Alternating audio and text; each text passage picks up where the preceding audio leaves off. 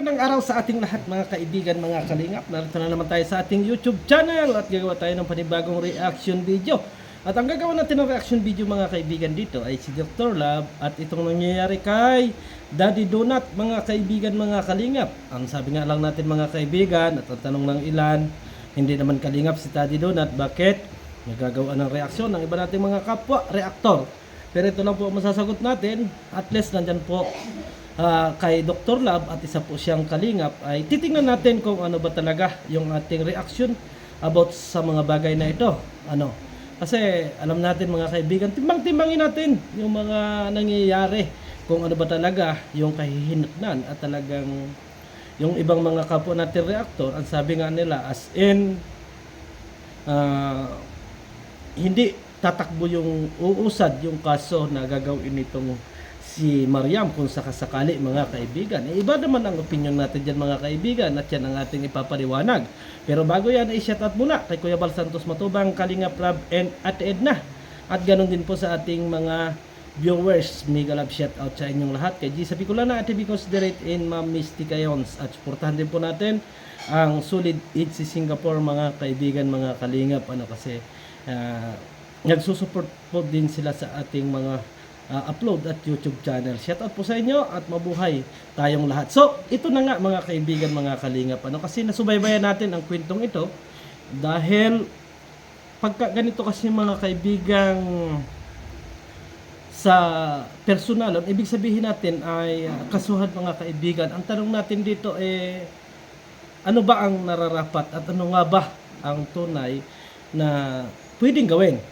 So dito kasi mga kaibigan ay wala naman tayong masamang tinapay kay Daddy Donut, kasi hindi rin naman natin ito kakasalamuha at hindi natin ito nakakasama, kaya wala rin tayong magiging patas lang tayo dito mga kaibigan. Kasi yung unang upload ni Mariam or ni Dr. Love about dito kay Daddy Donut, as in ang sabi nga natin mga kaibigan ay may sabi nga sampalan or kung ano pa man ang nangyayari.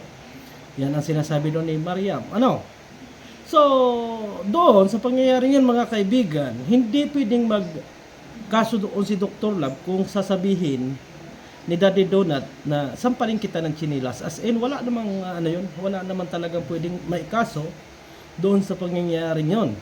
Pero, kung may reklamo itong si Mariam mga kaibigan about dito kay Daddy Donut, as in mga kaibigan, kahit sabihin pa natin na itong si Mariam ay hindi minor de edad, at kahit sabihin natin mga kaibigan na ang trabaho ng isang babae ay hindi maganda, yung ibig sabihin ko ay nandyan sa bar, kung anong mga ginagawa or alam natin na nagpapabayad, pero sa mata ng batas mga kaibigan, kapag sila ay nagreklamo, as in pasok pa rin yan mga kaibigan.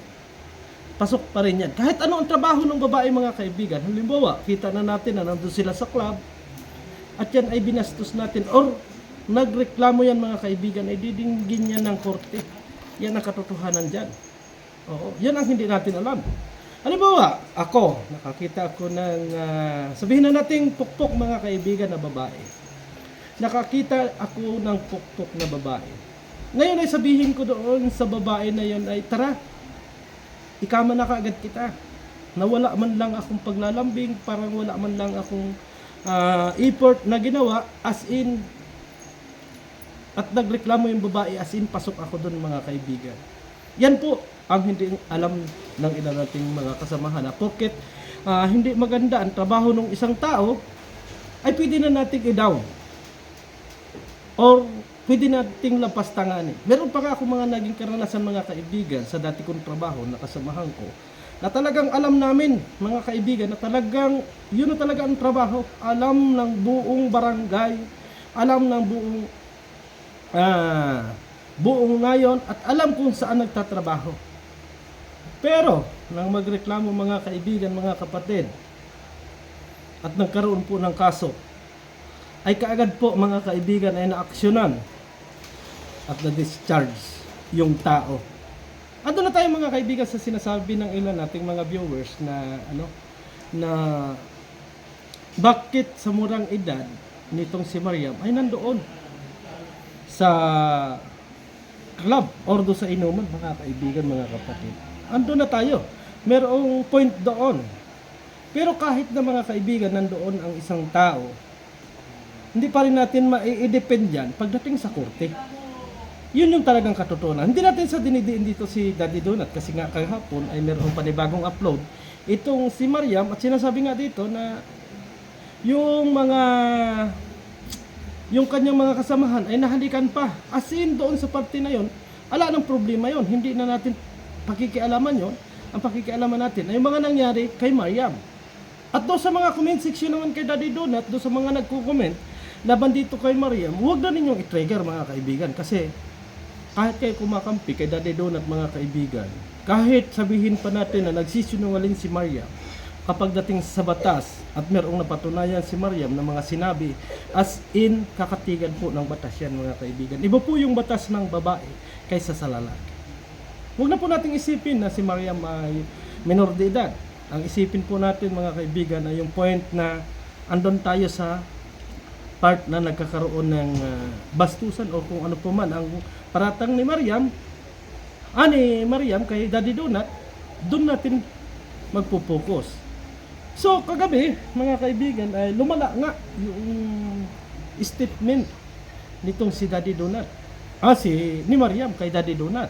At meron nang parang opera ng pera or kung ano pa man, mga kaibigan. As in, sa pag-o-offer ng pera, mga kaibigan, lalo na kapag nandyan sa mga club na yan or kung ano pa man, kung ano lang talaga, ang katotohanan dyan, kapag ikaw ay mag-o-offer o magbibigay ng pera, ang iisipin halos ng mga tao dyan, as in may kapalit. So kung hindi maganda ang approach natin, mga kaibigan, as in pwede ka agad tayong magreklamo kahit alam na yun ang trabaho niya. Kaya nga, kung iisipin natin sa unfair ang batas pagdating sa mga bagay na yan. Halimbawa na lang, mga kaibigan, yung isang batang babae ay nagreklamo laban sa isang lalaki. At yan ay nangyayari dito sa atin, sa Pilipinas. Hindi lang dito sa Pilipinas, kung hindi sa ibang lugar. Or dito, basta nangyayari yan, mga kaibigan, ang totoo. Na-rape si batang babae, ang itinuro ay hindi naman talaga yung nag-rape. At namido ko legal itong si babae at hindi na virgin yung batang babae, kahit sino pa ang gumamit dyan. As in, kapag mahina ang depensa ni lalaki, as in kulong, mga kaibigan, sa totoo lang. At pwedeng kasuhan ng rape. Halimbawa ako, may syuta ako na babae or batang babae, mga kaibigan. Kahit yan ay alam natin na pumayag ng pumayag sa lahat ng aming ginagawa. Kapag yan ay nagreklamo ng rape laban sa akin, as in pasok po yung reklamo na yon laban sa akin. Ganyan po yung batas natin dito, mga kaibigan. Kaya nga, doon sa mga sinasabi ni Mariam, ang gusto lang naman ni Mariam, mga kaibigan, ay magsabi ng totoo si Daddy Donut at humingi ng dispensa. Pero para sa akin, mga kaibigan, hindi ko naman sa kinakampihan dito sina Mariam at saka sina Dr. Love kasi sila yung nasa kalingap. Pero para sa akin, para hindi na humaba yung usapin dito, kung ako lang naman kahit sabihin pa natin, mga kaibigan, na hindi lasing si Daddy Donut, kahit ano pa ang sabihin natin, as in pagdating sa batas ay papanigan halos si Mariam dito. Yan ang katotohanan. At kung ang hinihingi ni Mariam, mga kaibigan, ay ang isang sorry ni Daddy Donut, para sa akin ibibigay ko na kahit sabihin nga natin, mga kaibigan, na hindi totoo at kasinungalingan yung sinasabi ng bata. As in, para sa akin, kung sa akin mangyayari, siguro ako ay hihingi na rin lang ng depensa kasi ng sorry, kaysa naman makapunta pa doon sa patutunguhan na yun. Yun yung aking masasabi dito, mga kaibigan, at may ipayo. Kasi kung ang gagawin natin ay hindi natin ininilay-nilay yung mga nangyari, halos tatalunin talaga dito talaga, mga kaibigan, si Daddy Donut. Kasi andon si Daddy Donut, nakakainom doon sa ganung style, bago meron ng mga nasabi na ganito, garini, at inireklamo siya, ay talagang under at under, mga kaibigan, yung kaso. Kaya para sa akin, Para hindi humaba mga kaibigan, mga kalingap, yung kanilang pinagtatalunan dyan at pinag-aawayan at hindi na pumunta doon sa husgado na sinasabi. At kapag pinangatawanan ito ni Mariam na magkakaso, as in, napakalaking abala mga kaibigan. Kahit sabihin na natin na madidismiss at madidismiss yung kaso. As in, ito pong si Mariam ay siya ang nagrereklamo, may karapatan siyang makakuha ng PAW or libreng abogado kasi batang babae at saka alam natin na minor de edad. Ilalagay natin yung minor de edad dito. So, sa PAW na sila papasok dyan. Si Daddy Donut kukuha ng lawyer na para sa kanya. 'Di ba? Kukuha ng lawyer para sa kanya. Alam natin kung may pera man talaga si Daddy Donut, okay lang yun, wala namang problema yan kasi alam natin na marami rin tumutustos sa kanya. Pero yung abala, mga kaibigan, mga kalinga, yung abala. Ay kung para sa akin, sa madalit usapan,